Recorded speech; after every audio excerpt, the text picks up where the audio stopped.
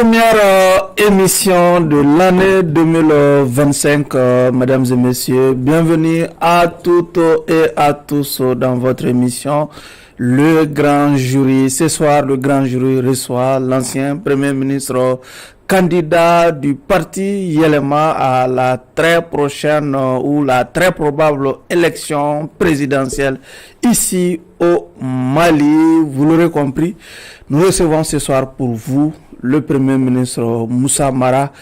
Monsieur l'ancien Premier ministre candidat du parti Yelema, merci de cette comparution devant le grand jury. C'est toujours un plaisir d'être avec vous et avec nos amis Chana et Keita. Et j'en profite évidemment pour souhaiter à vous, à vos proches et à tous ceux qui nous regardent les meilleurs vœux pour 2025. Surtout que Tombouctou et Gao nous font signe déjà, qu'on est bien suivi du côté de ces deux régions déjà. Bravo. Avec moi justement pour vous interroger ce soir, Abdraman Keita, qui directeur des publications du journal Le Témoin, pas le Vénézuela mais Le Témoin. Keita, merci d'être là. Bonsoir.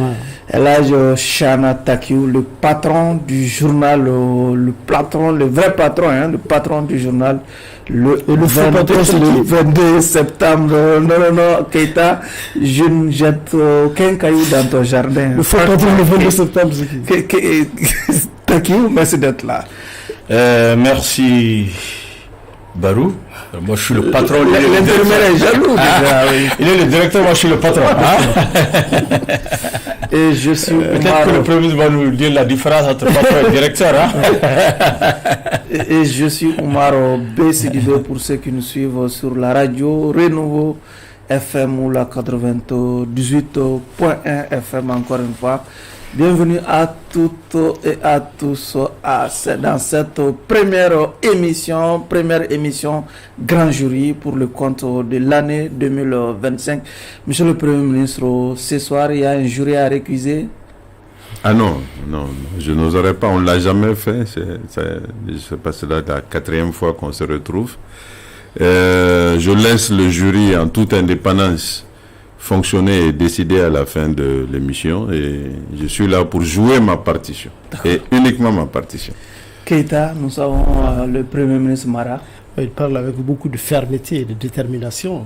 Je pense aussi que c'est ce qui fait de sa présence ici un régal. Vraiment.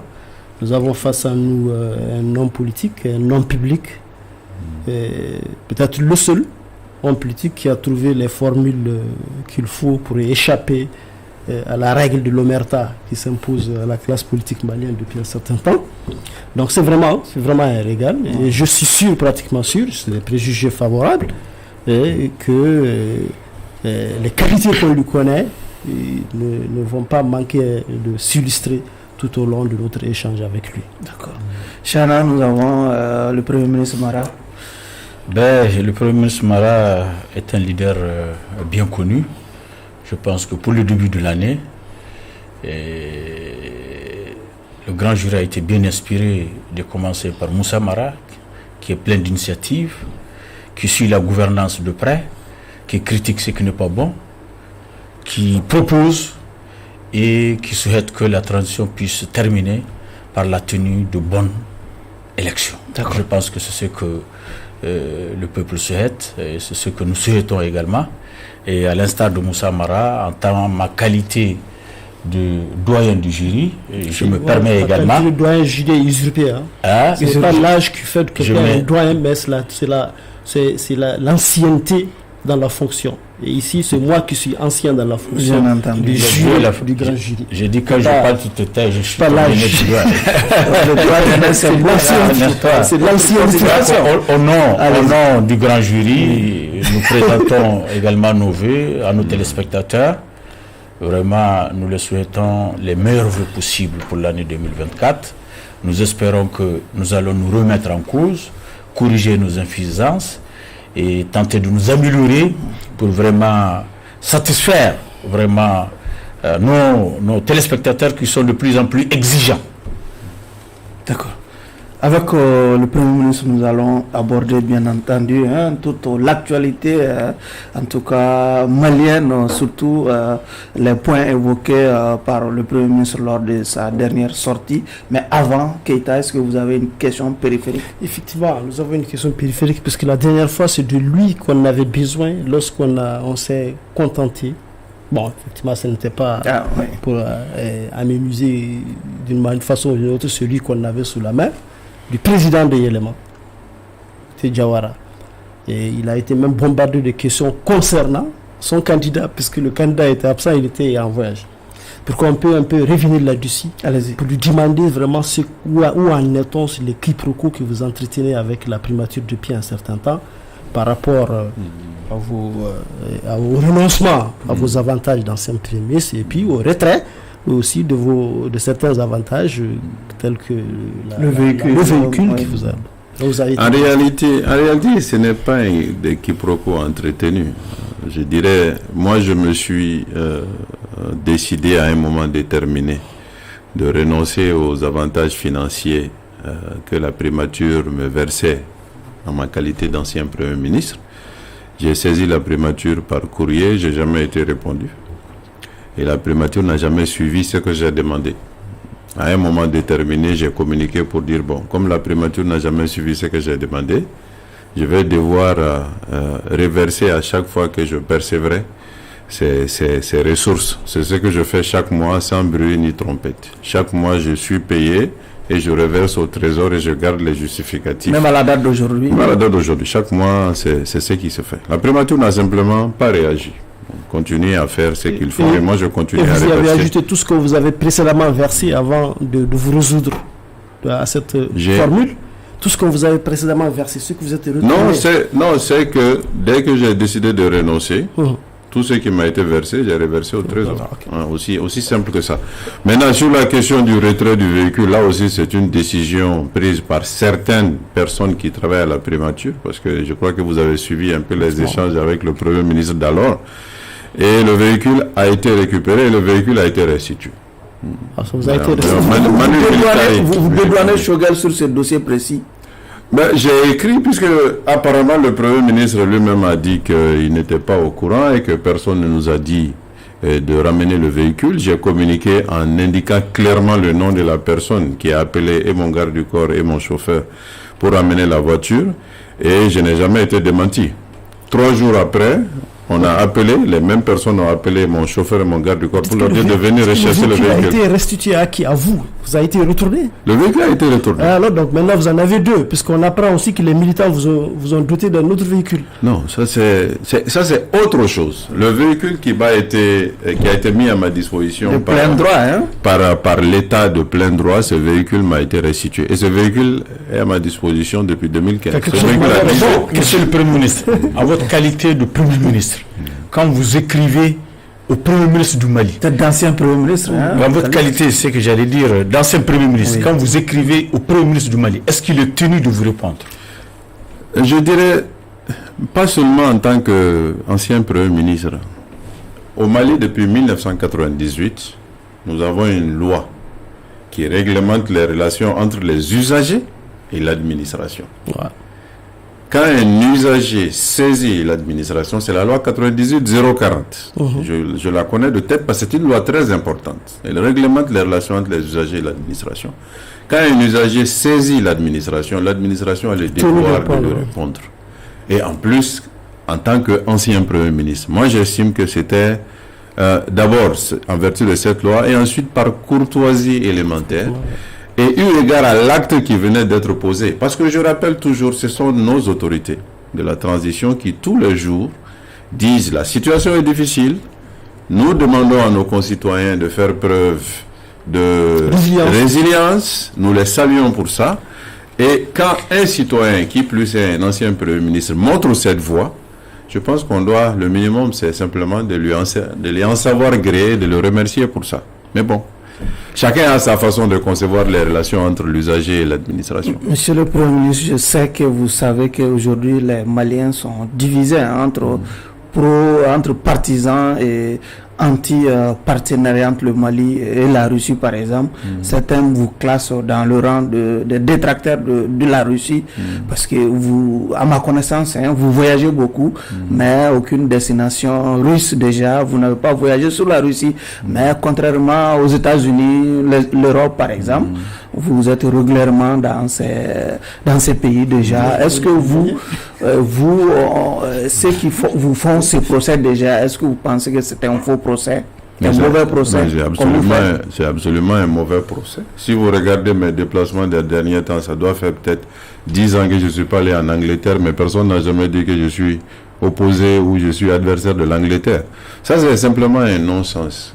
Tout voyage a un objet, tout voyage a une explication. Si je vais aux États-Unis dans le cadre des Nations Unies, c'est parce que les Nations Unies sont aux États-Unis.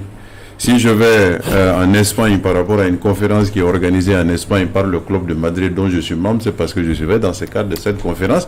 Ça n'a strictement rien à voir avec l'État espagnol comme ça n'a strictement rien à voir avec l'État américain. Moi, je ne suis ami et je ne suis ennemi d'aucune nation. Et je l'ai toujours dit, il faut que nous sortions de cette histoire d'amitié ou d'inimitié. Entre les nations, il n'y a pas d'amis, il n'y a pas d'ennemis, il y a des intérêts. Il faut que nous apprenions cela et que nous travaillions avec toutes les nations du monde en fonction de nos intérêts. On arrête de classer les Maliens entre pro ou contre, apatrides ou je ne sais quel autre terme, classer les pays entre pro, contre, non. Mais est-ce que vous entendez ces accusations? Vous les entendez? Mais je les entends régulièrement. Certaines de ces accusations sont même politiquement motivées, simplement. C'est de dire, je suis l'homme de telle puissance, je suis le candidat de telle puissance. C'est un non-sens absolu. Mais c'est dans l'intérêt de qui vous voyagez? Est-ce que dans l'intérêt de l'État ou bien dans l'intérêt de vos propres intérêts? Parce que vous dites, moi, je ne voyage que dans l'intérêt d'abord professionnel, puisque je suis expert comptable, consultant international. Je voyage dans l'intérêt professionnel, ça c'est privé. Je voyage dans le cadre de mes activités d'intellectuel. J'écris beaucoup de livres, j'anime beaucoup de conférences. Je voyage en tant qu'ancien Premier ministre, membre d'une organisation d'anciens chefs d'État et d'anciens Premiers ministres qui organisent des conférences. Ça, c'est pour les intérêts du Mali. Exact. Le Mali peut en bénéficier comme moi je peux en bénéficier. Mais je ne suis pas un officiel du Mali, c'est-à-dire je ne suis pas en mission de l'État. Si vous permettez, moi je vais au-delà de la Russie. Il y a aussi aujourd'hui des pros et des anti-CEDEAO. Et je vous classe parmi certainement les pros, parce que vous êtes toujours exprimé en faveur ça, y a pas de effectivement de la CEDEAO. Là, il n'y a aucun doute. Vous êtes candidat de Yéléma à la présidence. D'abord, une première question. Quel sentiment vous anime à l'heure où on s'approche de cette rupture-là, voulue par la transition? Ensuite, si vous étiez élu président, est-ce que vous allez défaire les barrières qu'on nous a érigées entre nous et la sous-région?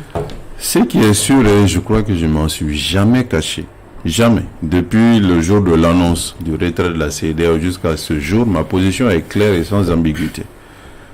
L'avenir de notre pays, c'est l'Afrique. Nous sommes en Afrique et nous l'avons même inscrit dans notre constitution. L'Afrique se construit à travers des régions. Et en Afrique de l'Ouest, l'organisation régionale par excellence, c'est la CEDEAO. Il n'y a pas de doute possible dessus. Donc si nous sommes dans la construction de l'Afrique, si nous sommes dans la construction des États-Unis d'Afrique, le panafricanisme, c'est ce qui est le but ultime du panafricanisme. C'est que l'Afrique soit un jour un seul État. Il faut que nous nous situions dans le sillage de l'Union africaine et de la CEDEAO. C'est très clair. Là, il n'y a pas d'ambiguïté dessus. Si nous nous retirons de la CEDEAO, nous faisons le chemin de la désintégration ouest-africaine et donc de la désintégration africaine. Moi, je suis un partisan du Mali dans la CEDEAO. Et j'ai toujours dit, être membre de l'AES n'est pas antinomique d'être membre de la CEDEAO. On a l'UEMOA, on a d'autres organisations. Maintenant, si nos autorités le décidaient et que les choses se faisaient, ce serait triste et ce serait surtout très contre-productif économiquement pour notre pays. Après, l'avenir nous dira ce qui se passera. Vous êtes enclin à défaire si vous étiez quand même en haute fonction. Mais ma position est très claire et je crois que je n'ai pas besoin de le répéter. Moi, je suis pour le Mali dans la CEDEAO, je suis pour le Mali dans l'Union africaine, je suis pour le Mali chantre de l'unité africaine, chantre de l'unité. D'accord, ce qui est compris, Moussa Mara, président, le Mali retourne dans la CEDEAO, ce qui est bien précis et bien clair. Allez-y, Chana. Monsieur le Premier ministre, tout à l'heure en parlant de la CEDEAO, vous avez évoqué l'aspect économique. Mais il y a l'aspect de notre diaspora qui compte beaucoup. Est-ce que cette diaspora pourrait, selon vous, être impactée par notre sortie de la CEDEAO? L'aspect diaspora, on ne peut même pas la dissocier de l'aspect économique. Je vous donne juste un exemple. Nous avons, selon les estimations généralement reconnues, nous avons entre 2 à 3 millions de nos compatriotes en Côte d'Ivoire. Tout le monde est d'accord sur ces chiffres-là. Ces 2 à 3 millions de Maliens envoient de l'argent au Mali tous les jours. Ce sont des dizaines de milliards qui sont envoyés dans notre pays. Si nos compatriotes dans ce pays étaient soumis demain ou après-demain, comme cela est possible, je ne dis pas certain mais possible, à payer des frais pour séjourner dans ce pays, frais de séjour ou d'autres types de frais, il est clair que cela impacterait leurs revenus. Et si cela impacte leurs revenus, cela impacterait forcément l'argent qu'ils envoient au Mali. Ça, c'est un exemple précis. Je pourrais en dire autant des Maliens qui sont au Ghana, je pourrais en dire autant des Maliens qui sont au Sénégal, je pourrais en dire autant des Maliens qui sont au Nigeria. Nous avons une libre circulation, nous avons la liberté de s'établir sans payer de droits d'établissement, de frais de séjour.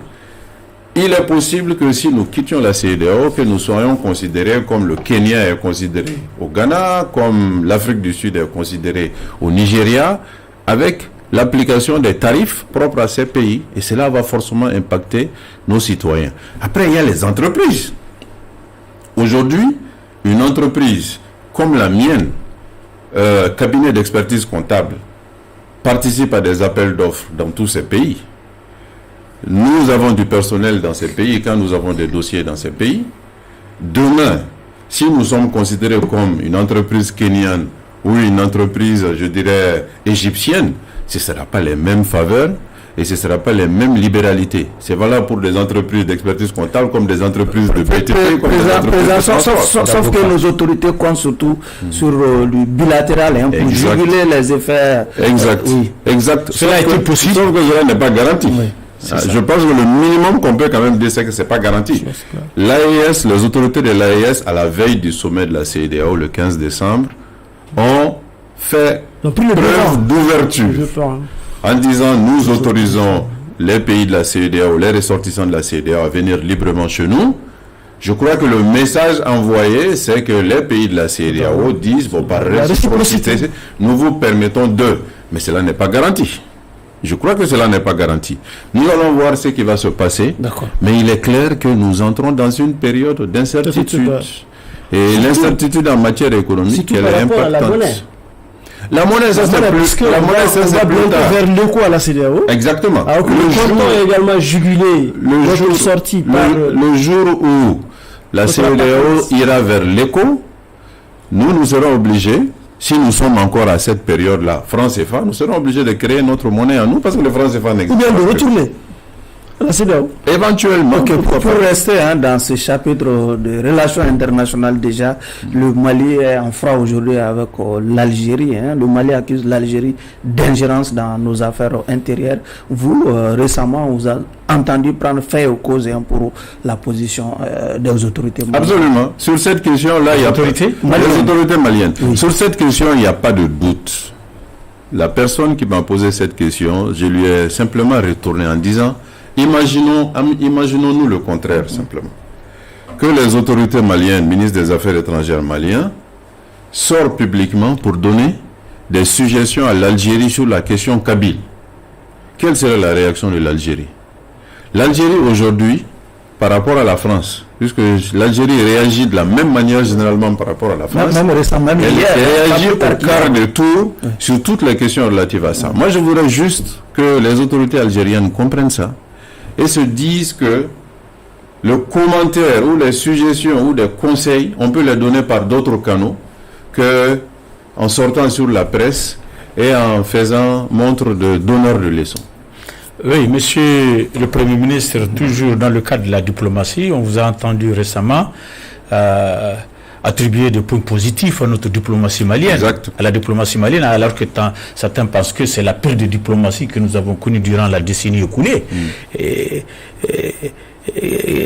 Quels sont vos arguments pour donner ces points positifs à notre diplomatie?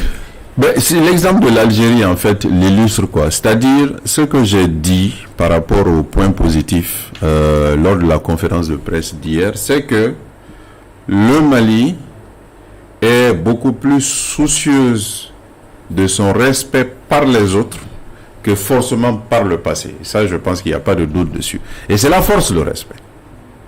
Très sincèrement, c'est la force, le respect. En matière de relations entre les individus comme entre les pays, le respect est important.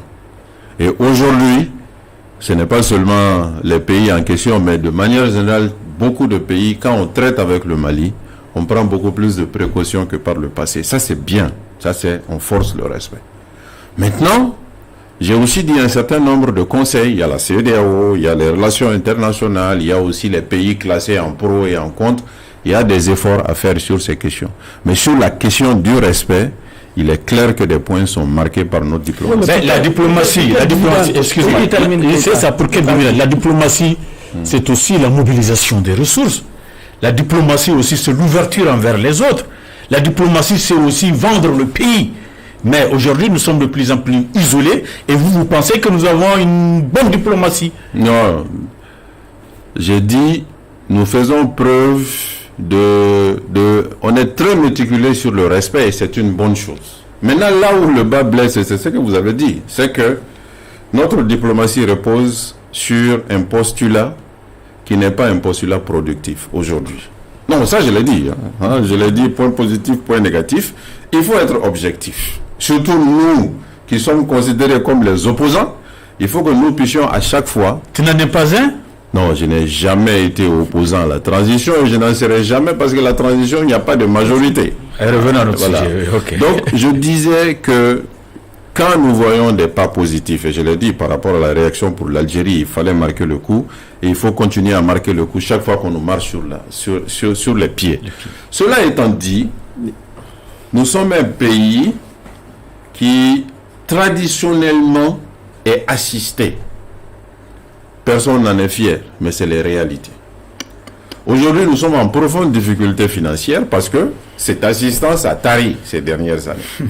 Et nous sommes obligés de sortir sur le marché financier, nous endetter à des niveaux importants et à des conditions très douloureuses pour pallier cette absence d'assistance. En matière financière, c'est quelque chose qu'on aurait pu éviter. Et la diplomatie aurait pu nous aider à éviter cela. Allez-y, Keïta. Oui, mais est-ce que c'est des choses compatibles? Est-ce que vous n'avez pas l'impression de louer les mêmes qualités, les mêmes attitudes qui sont à l'origine de cette contre-productivité dont vous parlez? Je vous donne l'exemple du Rwanda. Le Rwanda, je vous donne l'exemple du Rwanda. Dans le cadre du Mali, quand même, c'est pour dire que c'est notre attitude. C'est pour dire que de chercher le respect. Je comprends parfaitement. Je comprends ce que tu veux dire.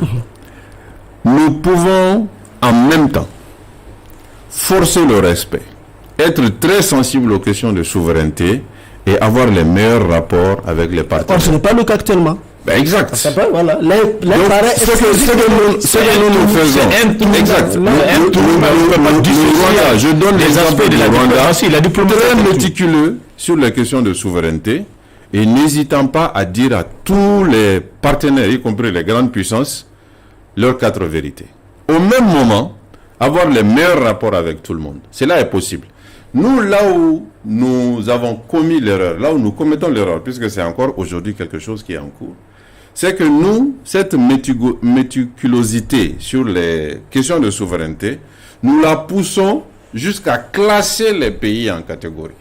Les pays amis, les pays ennemis, dont certains pays voisins d'ailleurs. Oh, et cela nous amène à prendre des postures qui nous désavantagent et nous créent des problèmes économiques. Le problème de l'énergie et de l'électricité avec la Côte d'Ivoire. Avant de l'énergie, s'il te plaît, je vais parler de l'énergie, mais avant de l'énergie, est-ce que vous pouvez clarifier un point? Puisque par rapport à l'Algérie, vous ne touchez pas au fond du problème.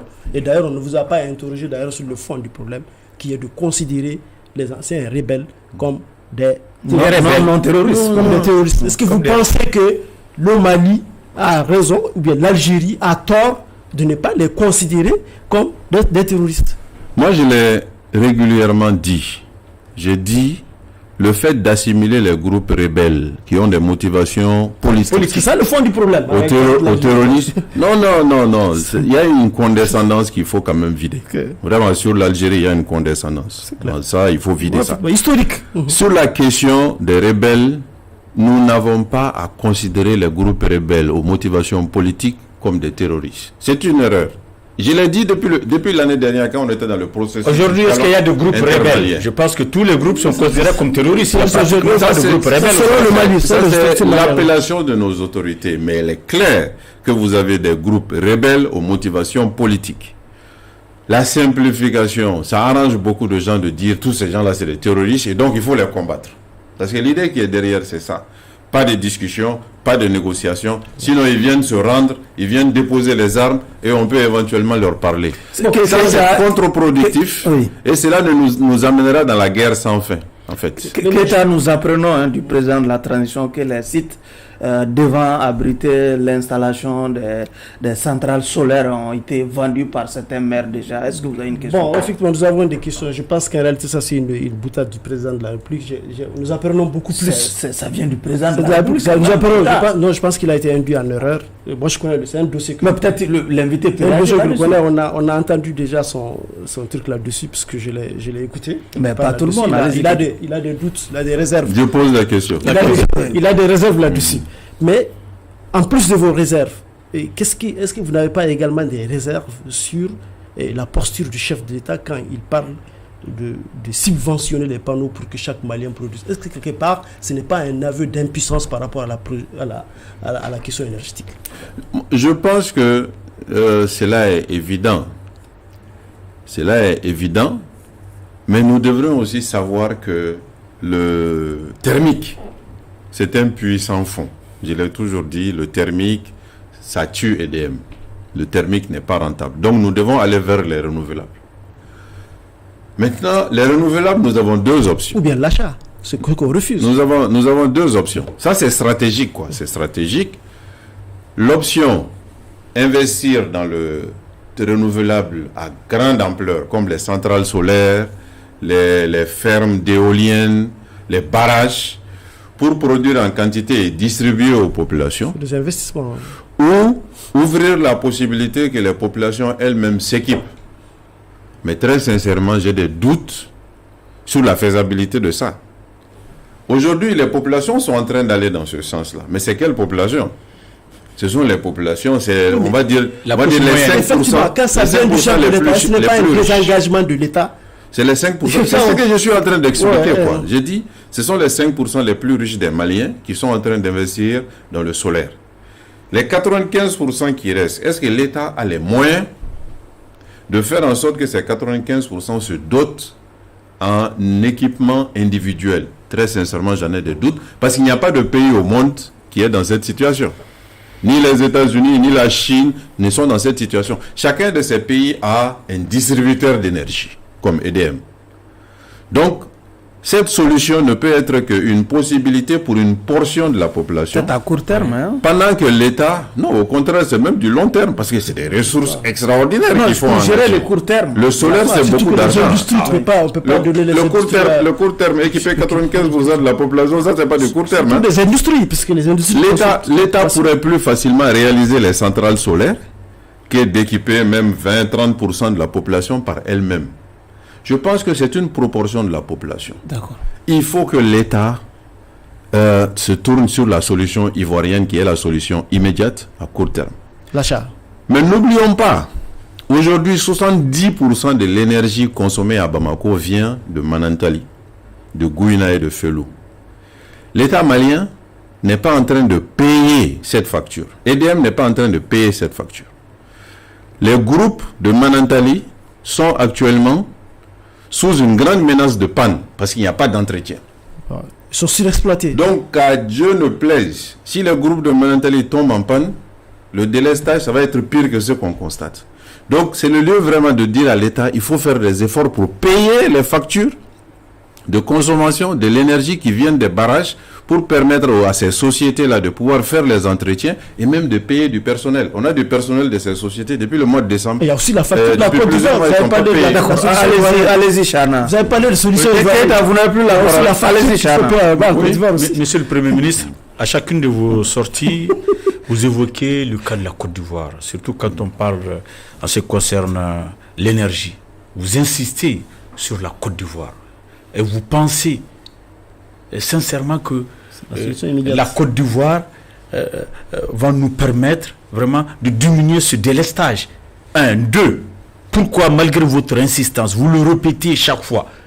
Est-ce que vous connaissez le conflit qui existe entre l'État du Mali et la Côte d'Ivoire qui fait que le Mali ne veut pas aller encore vers la Côte d'Ivoire? Qu'est-ce qui se passe? En fait, il faut trouver l'occasion de poser la question à nos autorités. Parce que jusqu'à présent, on n'a pas de réponse officielle de nos autorités. Ce que nous savons, c'est que la Côte d'Ivoire, à un moment déterminé, qui considère ses relations comme purement commerciales, a décidé de réduire sa fourniture d'énergie dû au fait que nous ne payons pas cette fourniture d'énergie. C'est purement commercial. Moi, je vous vends, vous ne payez pas, je ne vais pas continuer à vous vendre. Ça, c'est du côté de la Côte d'Ivoire. Mais nous, en tant qu'État, dans ce besoin et avec la possibilité d'avoir de l'énergie moins chère, nous pouvons aller vers la Côte d'Ivoire avec l'offre suivante. La dette que nous vous devons, nous payons une partie de la dette. L'énergie que vous allez nous produire, qui nous permet de gagner de l'argent, parce que l'énergie proposée par la Côte d'Ivoire, c'est 65 francs le kilowattheure. EDM vend autour de 100 francs le kilowattheure. Nous allons rembourser, payer l'énergie que vous nous donnez. Et l'argent que nous gagnerons avec cette énergie, nous l'utilisons pour payer le reste de la dette que vous nous devez. Proposez cela à n'importe quel fournisseur, il sera d'accord.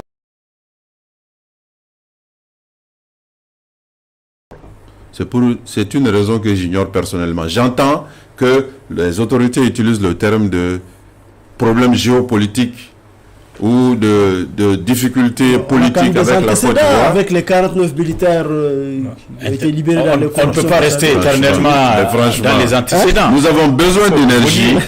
Les Maliens ont besoin d'énergie pour travailler, pour vivre, pour soutenir l'économie et pour générer des revenus pour l'État. Il faut qu'on aille prendre cette énergie là où elle est disponible, surtout si cette énergie elle est rentable. Et c'est que moi j'ai proposé, EDM l'a proposé à nos autorités. Effectivement. Bon, donc si EDM a été en mesure de proposer, c'est que c'est peut-être une solution de bon sens. Les autorités avaient promis aux Maliens que l'or brillera pour les Maliens aujourd'hui. Visiblement, apparemment, l'or est en train de briller pour les Maliens. Le ministre des Finances a annoncé avoir mobilisé un surplus de 500 milliards de francs CFA. Est-ce que on ne vous attend pas, on ne vous a pas entendu, en tout cas, applaudir si vous voulez, encourager le gouvernement à aller dans ce sens? C'est une excellente chose. Oui. Si ces 500 milliards ont été effectivement mobilisés. Je ne remets pas en doute ce que le ministre a dit. Mais j'ai des doutes. Oui, sauf que le si c'était... Pourquoi vous ne remettez pas en doute? J'ai des doutes parce que je suis quand même un peu financier. Oui. L'État malien a prévu en 2024 de mobiliser 2300 milliards de ressources. 2024. Ces 500 milliards, je pense, n'étaient pas dans ces 2300 milliards. C'est pourquoi le ministre dit on a mobilisé 500 milliards de ressources en plus. Mais si on a mobilisé 500 milliards de ressources en plus, pourquoi il n'y a pas eu de collecte? Du côté de l'or seulement. Parce que la douane, les impôts aussi font des surplus par rapport à... Oui, mais c'est 500 milliards qui n'étaient pas prévus dans les ressources. C'est pourquoi on dit on a mobilisé en plus. Le budget 2024. N'est-ce pas? Pourquoi il n'y a pas de collectif budgétaire? C'est une question qui mérite d'être posée. 500 milliards, c'est 20% de ressources en plus. Quand on fait 20% de ressources en plus, on fait un collectif budgétaire pour le mettre dans les ressources. Et les ressources passent de 2300 à 2800 milliards. Et qu'est-ce qu'on a fait de ces 500 milliards? Oui, le président a répondu à cette question. Ces 500 milliards ont permis en partie à tout cas payer les factures de certains fournisseurs. Pourquoi, encore une fois, ce n'est pas inscrit dans le budget de 2024? Dans les règles financières de l'État, il n'y a pas de ressources sans inscription budgétaire. C'est vrai. Donc ça, c'est une première Monsieur question le que Premier je ministre, pose. pour vous donner raison, lorsqu'on a vendu ici l'Assotelma avec le président ATT, les ressources ont été comme ça distribuées par le président. L'honorable Konimba Siribé avait demandé, exigé que ces ressources-là soient budgétisées. Les mettre dans les collectivités. Ce sont des ressources publiques qui doivent être mises dans le budget et dépensées après. Sur aussi, elles sont dépensées sans être budgétisées, c'est autre chose. C'est ce que ça, c'est une question. Oui. Maintenant, on peut dire, vu que les ressources ont été perçues peut-être dans le dernier trimestre, on peut dire, ok, on ne le met pas dans le budget 2024, mais en ce moment, on le met dans le budget 2025. Mais le budget 2025, il n'y a qu'une centaine de milliards de différence en ressources. C'est déjà voté. Entre le budget 2025 et le budget 2024. Donc, ça veut dire que ces 500 milliards ne sont pas non plus dans le budget 2025.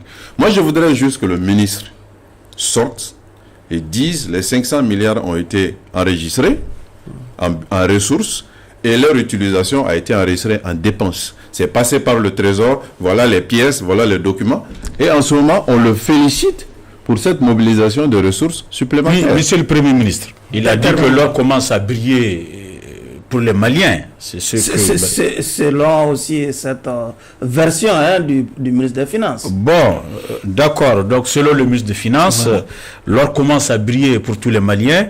Nous savons aujourd'hui que le gouvernement a des différends avec certaines sociétés minières au point que des PDG sont sous mandat d'arrêt international. Est-ce que vous pouvez nous expliquer, nous parler un peu du différend qui existe entre l'État et ses ressources et ses sociétés minières? Ça c'est un deux. Vous avez été Premier ministre. En votre temps, pourquoi n'avez-vous pas traqué ces ressources, ces sociétés minières pour accroître les ressources de l'État? C'est une excellente question. En fait, la question est très profonde. Il n'a pas été seulement Premier ministre. Hein. La question, il a été aussi expert comptable de sociétés minières. Il faut le. La question, il s'y connaît très bien. Donc tu veux parler de choses d'intérêt. J'ai audité beaucoup de sociétés minières par le passé. Non, ce que je voulais dire, c'est qu'en réalité, les relations entre l'État et les sociétés minières sont encadrées par des conventions, par des textes. Et l'État a toujours jusqu'à présent travaillé dans ce cadre-là. Nous avons dit, tous les gouvernements ont des différends avec les sociétés minières et quelquefois, c'était le cas quand j'étais Premier ministre, on est allé même en arbitrage. C'est-à-dire, on n'a pas la même compréhension sur les règles de l'administration fiscale. On redresse, on demande aux sociétés minières de payer des dizaines de milliards, elles contestent et la convention prévoit d'aller en arbitrage en cas de divergence et qu'on ne peut pas se comprendre. C'est ce que d'ailleurs Barrick a engagé, eu égard au fait qu'il y a ce différend qui n'arrive pas à régler avec l'État. Donc, les gouvernements passés sont tous allés dans ce sens-là. Ce que le gouvernement de la transition a fait que les autres gouvernements n'ont pas suivi, c'est d'abord de faire un audit qui n'était pas contradictoire. Quand vous auditez les sociétés, vous sortez le rapport, comme le bureau du vérificateur. Le rapport sur eux, vous leur envoyez et ils doivent réagir. Sur ce dossier, cela n'a pas été observé. En tout cas, pour une ou deux sociétés. Le gouvernement a engagé quand même des auditeurs. Des auditeurs qui ont fait des constats. Mais la règle de l'audit demande à ce que quand vous faites un constat sur quelqu'un, vous lui envoyez le rapport et lui aussi il réagit. Et eu égard aux échanges, on finalise le rapport. Cela n'a pas été observé. Il a simplement été dit aux sociétés, vous avez des infractions, vous devez payer tel montant. Vous dites que cela n'a pas été observé par l'État du Mali. Pour les deux sociétés. Par l'État du Mali, parce que c'est l'État qui a engagé la société d'audit. Et la société d'audit a déposé le rapport. Les rapports n'ont pas été partagés avec les sociétés d'audit et des filières pour qu'elles puissent donner leur position par rapport à la pertinence ou pas. Sur la base de ça, l'État est entré en négociation avec les sociétés en leur disant vous devez payer ça, ça, ça. Et ce que l'État a fait d'autre aussi, c'est de modifier le code minier. Au même moment. Au même moment, et de demander aux sociétés minières, bon, les règles ont changé, je veux que vous veniez au code minier. Les sociétés minières, quand elles s'engagent avec un État... La rétroactivité du code minier.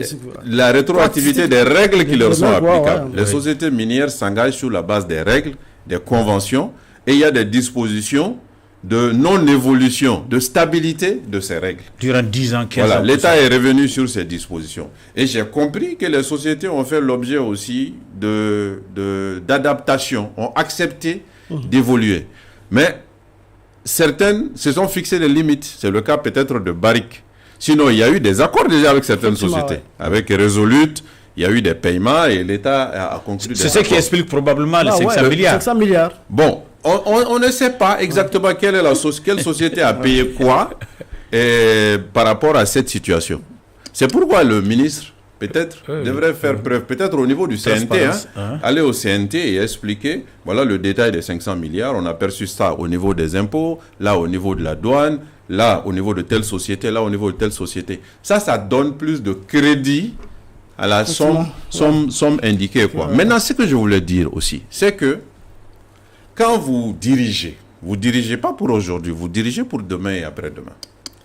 Et le secteur minier est un secteur qui a besoin de capitaux. Et jusqu'à aujourd'hui, ces capitaux sont surtout d'origine extérieure. Ce sont des investisseurs extérieurs. Ces investisseurs, quand ils viennent dans un pays, ils comparent avec les pays voisins, ils comparent avec d'autres pays, ils regardent l'attractivité du pays, la stabilité et autres. Tout ce qui s'est passé ces derniers temps, si vous vous mettez à la place d'un investisseur, cela ne va pas vous encourager à venir au Mali. C'est très clair. Parce que le contenu local aussi. Le contenu local préconise un investissement national et l'investissement national. Non, le contenu local veut dire que quand quelqu'un vient, la personne doit travailler avec les locaux. Oui, mais si personne ne vient, personne ne travaillera avec les locaux. Allez-y, par extension, ça peut embrasser aussi l'investissement local. L'idéal, c'est ça. Mais regardez les capitaux investis dans le secteur minier. Même récemment, le lithium, vous n'avez pas vu les locaux aller investir. Ce sont des Chinois. Oui, d'accord. Donc, juste pour vous dire que dans ce secteur-là, qui nécessite beaucoup de capitaux, ce secteur, ce sont des investisseurs étrangers. Donc, si pour gagner 500 milliards aujourd'hui, vous vous privez de 2 000 ou de 3 000 milliards d'investissements dans les 5 ou 10 années à venir, je ne sais pas si vous avez fait une bonne affaire au niveau stratégique. C'est une question que je pose. Il y a aussi un autre problème, parmi un autre différent dont vous serez certainement au courant en tant qu'expert comptable, c'est les comptes offshore de ces sociétés minières qui consistent à déposer de l'argent à l'extérieur qui n'est pas taxé par les banques. Ça fait partie. Non, l'argent n'est pas taxé par les banques. En tout cas, ça ne passe pas par le circuit qui permet à l'État Ça fait partie des infractions que l'État malien reproche aux sociétés minières à juste titre. J'ai dit tout à l'heure qu'il y a eu des accords avec certaines sociétés. Donc, ça veut forcément dire qu'il y a des sociétés qui ont reconnu leur tort et qui se sont engagées à corriger. C'est une très bonne chose. C'est une performance. Bon, par-delà les investissements dont vous avez parlé, quelles peuvent être les autres implications de ce bras de fer-là que nous entretenons, selon vous, avec des sociétés aussi je pense simplement qui sont un monde entier pratiquement. L'impact sur l'image du Mali en termes de terre d'investissement. Nous voulions tous que tous les investissements du Mali soient réalisés par des investisseurs locaux. Mais ce n'est pas le cas et c'est loin d'être le cas. Et surtout, nous avons une configuration économique où nos opérateurs économiques sont essentiellement dans le très court terme. Beaucoup sont dans le commerce. Très peu investissent dans le secteur industriel, dans le secteur minier, où souvent vous engagez des investissements lourds et vous attendez 10 ans avant de recevoir le retour. Et l'alternative russe espérons que pas seulement l'alternative russe. Nous avons vu les Chinois. Peut-être nous aurons des Turcs ou des Brésiliens. Espérons. Mais même tous ceux-ci-là, ils regardent la stabilité, ils regardent la justice, ils regardent la transparence. Monsieur le Premier ministre, on va parler politique. Vous êtes candidat à l'élection. On va vous redonner la parole. Question sur les mines avant d'aller à la politique. Vous savez qu'il y a un mandat d'arrêt contre Barrick et Barrick menace de fermer si dans les jours, voire les semaines à venir, vraiment, il n'y a pas un accord avec le gouvernement. Ça ne débloque pas. S'il n'y a pas un accord avec le gouvernement, Barrick, ça pèse lourd au trésor public. Est-ce que vous pensez que le départ ou la fermeture de Barrick pourrait créer des tensions de trésorerie au niveau du trésor? Mais j'espère qu'on n'en arrivera pas là. Aujourd'hui, il y a un différend avec Barrick. le différend a amené l'État malien à empêcher les exportations d'or. Bien sûr. Et Barrick, maintenant, eu égard à cela, menace d'arrêter ces opérations. Oui. Il y a 8000 salariés qui sont en question, qui risquent de perdre leur emploi. Il y a beaucoup d'implications. Mais si vous vous mettez à la place de l'État, ils vont dire, mais si Barrick arrête, c'est une mine qui est au Mali, on peut saisir la mine, on peut la donner à d'autres investisseurs. L'implication toujours en termes d'image, les procès à l'extérieur, tout ça, ce sont des problèmes. En la matière, la sagesse recommande que les mauvais arrangements vont toujours mieux que les bons procès. Donc, que nos autorités essayent, dans la mesure du possible, de s'entendre avec Barrick pour sortir de cette situation. Je pense que ça, c'est ce qu'on peut conseiller. C'est Barrick qui ne veut pas, les autorités veulent. Barrick, dans sa communication, a dit très clairement qu'elle veut toujours s'entendre avec les autorités. Dans la communication même où elle menace de fermer, elle dit qu'elle veut s'entendre avec les autorités. Je pense que dans cette affaire, tout le monde a intérêt à s'entendre. Monsieur le Premier ministre, à l'occasion de son adresse à la nation pour le compte du Nouvel An, le président de la transition a fait son allocution, pas un seul mot concernant les élections. Votre réaction? C'est simplement dommage parce que le président de la transition fixe le là, c'est le chef de l'État. Donc c'est lui qui fixe le là de l'année. Et le discours à la nation est l'occasion pour fixer le là. Cela n'a pas été le cas pour ce qui concerne le retour à l'ordre constitutionnel. Nous avons le fait que dans le budget de 2025, une somme est inscrite pour les élections. À nous, acteurs politiques, de nous battre, de convaincre les autorités d'aller vers d'abord le chronogramme et ensuite d'aller vers les élections en 2025. C'est un appel que vous êtes en train de lancer à la classe politique. C'est un appel, mais je suis sûr que des actions sont en cours. Les acteurs politiques font de la politique. Mais vous pensez également sur la question qu'en réalité, que la majorité des Maliens demandent aujourd'hui les élections. Sur quoi vous vous reposez pour dire ça? Simplement, vous avez dit tout à l'heure que je suis un homme politique qui est sur le terrain. Je suis un homme politique qui prend la parole, qui voyage, qui... Voilà. J'ai vu l'évolution les 2 dernières années. Il y a 2 ans, 2022-2023, au début de 2023, c'était quasi impossible même de parler d'élection. Mais aujourd'hui, on peut parler d'élection partout et vous allez avoir des gens qui vont dire oui, il est temps de finir avec la transition. Moi, c'est ce que je vois sur le terrain. Mais simplement parce que d'abord, la transition, elle dure presque un mandat. Ne l'oublions pas. Le mandat dans notre constitution, c'est 5 ans. La transition, on a presque 5 ans. Au mois d'août de cette année, on sera à 5 ans de transition. C'est trop. Une transition de 5 ans, c'est quand même quelque chose. Il y a des pays qui ont un mandat de 4 ans. Il y a ça, et puis il y a la situation du pays qui, aujourd'hui, économiquement, se détériore. Et les gens le sentent. On a parlé de l'énergie, on a parlé des difficultés de paiement des fournisseurs de l'État, on a parlé de beaucoup d'autres choses. Les gens ont envie qu'on ouvre de nouvelles perspectives. Et les élections sont l'occasion de Monsieur le Premier ministre, vous êtes en train de poser votre dernière question. Est-ce qu'on peut dire que le Premier ministre est plus engagé que le président par rapport au retour à l'ordre constitutionnel? Parce que lui, au moins, il a commencé à rencontrer les acteurs politiques, il a commencé à parler d'élections et à mettre à la disposition, semble-t-il, de certaines formations politiques, des textes pour amendement. Oui, donc, est-ce qu'il n'est pas en avance par rapport à son chef? Un Premier ministre ne peut pas être en avance par rapport à son chef. Mais dans les faits, monsieur le Premier ministre, rassurez-vous, Chana, le Premier ministre suit son chef. Ça a toujours été dans les faits, les actes. Je vais vous parler des actes. Vous avez parlé, le dernier, c'est que le ministre de l'administration territoriale a saisi les partis pour demander aux partis de réagir sur le projet de charte qui est en rélecture. Mais vous avez vu le délai que le ministre a donné? Le ministre demande aux partis de réagir d'ici mi-mars. Donc on donne 2 mois et demi de délai, quand en 15 jours on peut régler cette question.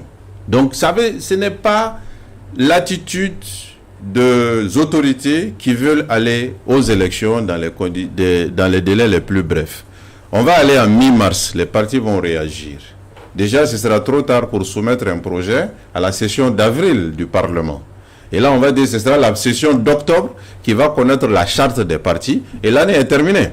Session budgétaire octobre. Voilà, l'année est terminée. Donc, je pense qu'il faut que nos autorités, d'abord, soient conscientes que le retour à l'ordre constitutionnel, c'est d'abord dans leur intérêt. La transition, plus c'est long, plus c'est dur. Plus ça se rallonge, plus ça devient compliqué. Parce que les gens commenceront à traiter les autorités comme un pouvoir élu et on leur demandera des comptes. Pas seulement sur la sécurité, mais on leur demandera des comptes sur l'énergie, on leur demandera des comptes sur l'eau, sur les ressources. Et ça deviendra de plus en plus dur. Elles ont intérêt à ce qu'avec nous tous, nous sortions de cette affaire le mieux possible. Keita pour la dernière question. Moi, ma dernière question porte sur la façon dont vous préparez à affronter les élections, qu'elles se tiennent ou pas, puisque nous savons quand même qu'il y a des forces politiques qui se préparent activement à cette élection. Et je veux citer une association qu'on appelle Ambico, vous avez certainement entendu parler, qui est représentée partout au Mali, l'association politique, qui a forcément, au regard de ce qu'on voit, des ambitions politiques, des ambitions et des objectifs électoraux. L'argent coule à flot. Et on veut vous demander, vous qui êtes également protagoniste de ces élections-là, est-ce que vous êtes inquiété par cette émergence de cette nouvelle génération spontanée d'acteurs politiques Vous savez, Keita, faire la politique est un droit pour tous les citoyens. Donc tous les citoyens ont le droit de créer un parti politique, de travailler sur le terrain, il n'y a absolument pas de problème. Et ce sera même bon pour la démocratie. Maintenant, il en faut beaucoup plus pour effrayer des acteurs politiques établis, qui connaissent le pays, qui le parcourent depuis une vingtaine d'années, qui ont des rapports plutôt profonds avec ce que le pays est. Il en faut beaucoup plus pour effrayer ce type d'acteurs. C'est bon, hein? En tout cas, par rapport à l'organisation, Sylvain, par rapport à l'organisation des élections, vous vous êtes toujours battu pour qu'il y ait beaucoup plus d'électeurs au Mali. J'ai lu votre livre. Je sais que vous avez développé que ce n'est pas normal qu'à l'extérieur on n'ait que 500 000 électeurs, on peut avoir beaucoup plus. Je pense que les autorités doivent avoir apporté une partie de la solution. Exact. En ouvrant. Exact. En ajoutant 2 mois supplémentaires à la période d'inscription. Mais la façon. Je pense que c'est fait, non? Non, c'est fait. C'est fait. C'est en cours. Ça a un cours. Mais la façon de le faire, est-ce que ce n'est pas un recul? Nous étions quand même dans un truc biométrique. Aujourd'hui, on permet aux gens de s'inscrire par des cartes d'identité, par des actes de naissance. Est-ce que ce n'est pas un recul par rapport à ce que nous avions déjà comme Oui, mais il y a des possibilités de contrôle. Je ne sais pas, vous n'avez pas peut-être regardé l'ordonnance qui a été prise pour encadrer justement la possibilité de report et d'ajouter 2 mois supplémentaires, des périodes supplémentaires et les contrôles. Il y a des étapes de contrôle qui permettent quand même de s'assurer que les personnes concernées méritent bien d'être inscrites sur les listes. Et les partis que nous suivons. Monsieur le Président, nous sommes malheureusement au terme des débats pour le compte de cette audience. À présent, le jury va se retirer pour procéder à la délibération. Keita, Chana, personne ne nous entend. Hein? Nous sommes dans les secrets de la délibération. Tout le monde nous attend. Bon, je pense qu'en réalité, le premier, c'est resté lui-même. Hein? Celui qu'on avait connu par le passé, avec la même verve, la même maîtrise des questions, avec de la hauteur de l'homme d'État qu'on lui a toujours connu. Je pense qu'il a su vraiment s'y prendre avec l'ensemble des questions que nous lui avons posées aujourd'hui. Et je ne pense pas que nous puissions avoir quelque chose d'autre à redire. Il est resté dans la courtoisie, effectivement, qu'il faut ajouter aussi à cela, en toute courtoisie. Et comme je l'ai dit au départ, je pense que c'est le seul homme politique qui trouve les formules qu'il faut pour s'exprimer sans risquer quoi que ce soit. Il faut le reconnaître, il faut ajouter à cela aussi ce talent-là. Donc, Monsieur le Président, je ne pense pas qu'il y ait de raison de le retenir dans les liens de l'accusation. Chana.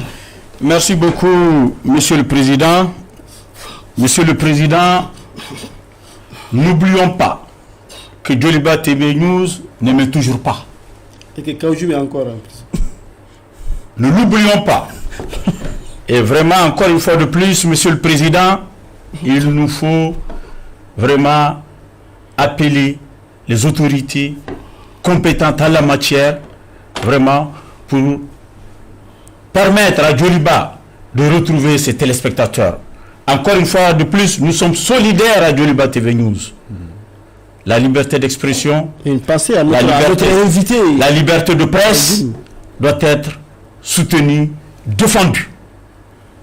Bien sûr, nous soutenons Kaoudjoum, Clément, le professeur Clément, le professeur Clément, Etienne Fakaba et tous les leaders d'opinion, vraiment, si nous voulons aller vers une décrispation, vers des élections transparentes, vers la fête électorale, les leaders d'opinion doivent être élargis, Monsieur le Président.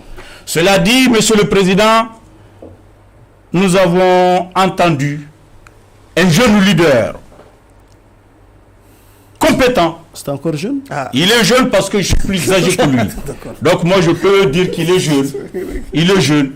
Un jeune leader compétent qui maîtrise les questions de la nation, qui connaît l'État, qui a pratiqué l'État, qui ne diffame pas, qui ne parle pas de ce qu'il ne sait pas. Et il vient d'interpeller le ministre des Finances. Nous sommes en démocratie. La transparence oblige, exige que le ministre des Finances s'exprime davantage pour que les uns et les autres puissent comprendre ces 500 milliards de surplus. Leur origine. Ils viennent du secteur minier. Il faudrait qu'il s'explique davantage afin que nous puissions tous être compris, nous puissions tous comprendre la situation. Cela dit, Monsieur le Président, Abderrahmane a tout dit par rapport à Mara. D'accord. Je ne peux pas dire plus. Et je pense que l'opinion publique, je dis bien l'opinion publique du Mali d'aujourd'hui, a besoin de Moussa Mara. Il a besoin de Moussa Mara pour son éclairage. Il a besoin de Moussa Mara pour l'exemple qu'il montre, pour la voie qu'il indique. Moussa Mara est un exemple de démocratie, un exemple de liberté d'expression, de liberté d'opinion. Il dit tout dans les normes, avec courtoisie, sans exagérer. Et en tentant, je dis bien, en tentant de dire la vérité. Et en ouvrant la porte pour la contradiction. Il œuvre tous les jours pour la manifestation de la vérité. Monsieur le Président, nous avons besoin de Moussa Mara pour éclairer notre opinion publique. Nous avons besoin de lui, Monsieur le Président. Pouvons-nous le laisser dans le lien de l'accusation? Vous avez la réponse, Monsieur le Président. La réponse à cette question, celle-là, c'est que l'accusé est libéré purement et simplement des liens de l'accusation, puisque tel est le désir des jurés. Il me plaît de m'aligner correctement dans le sens de cette décision. Monsieur le Président, vous êtes libéré. Un dernier mot. Merci. Cela me permettra de pouvoir revenir vous voir de nouveau. Si vous m'aviez retenu, ça allait être difficile. Mais très sincèrement, merci. Nous avons besoin de liberté dans notre pays. On a besoin de contradictions, on a besoin de débats, on a besoin de critiques. Et c'est bon pour les autorités. Et j'espère que nous irons de mieux en mieux, de plus en plus dans ce sens-là. C'est sur cet espoir que prend fin ce numéro de votre émission Grand Jury, qui recevait comme invité M. Moussa Mara, candidat à l'élection présidentielle pour le compte du parti Yélema, éventuellement pour le compte d'une plateforme ou un regroupement politique. Il est ancien Premier ministre. Merci à vous de nous avoir suivis. Encore une fois, clin d'œil à tous nos téléspectateurs du côté de la région de Tombouctou et de